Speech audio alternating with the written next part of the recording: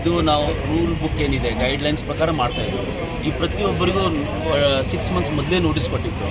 ನಾನು ಖುದ್ದಾಗಿ ಹೋದ ಮಂಗಳವಾರ ಬಂದು ಪ್ರತಿಯೊಬ್ಬರಿಗೂ ರಿಕ್ವೆಸ್ಟ್ ಮಾಡಿದ್ವಿ, ನೀವು ಮಂಡ್ಯವರಿಗೆ ತೆಗೀರಿ, ನಾವು ಇಲ್ಲ ಅಂದರೆ ನಾವು ತೆಗಿಬೇಕಾಗುತ್ತೆ, ಚೆನ್ನಾಗಿರ್ತದೆ ಅಂತ ನೋಡಿಕೊಂಡ್ರೆ ಅವ್ರು ಒಳ್ಳೇದು ಮಾಡಬೇಕಾದ್ರೆ ಫುಟ್ಪಾತ್ ಬೇಕೇ ಬೇಕು. ಫುಟ್ಪಾತ್ ಇಲ್ಲ ಅಂತ ರಸ್ತೆಯಲ್ಲಿ ಹೋಗ್ತಾರೆ, ಆಕ್ಸಿಡೆಂಟ್ ಆಗ್ತಾಯಿದ್ದಾರೆ.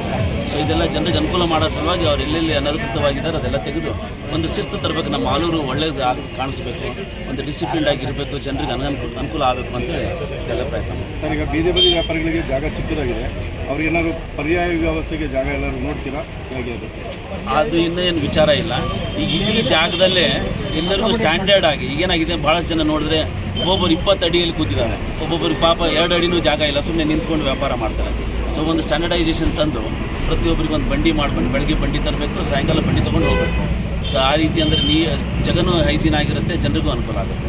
ಆ ನಿಟ್ಟಿನಲ್ಲಿ ನಾವು ಅವ್ರ ಜೊತೆ ಅಸೋಸಿಯೇಷನ್ ಜೊತೆ ಕೆಲಸ ಮಾಡ್ತೀವಿ.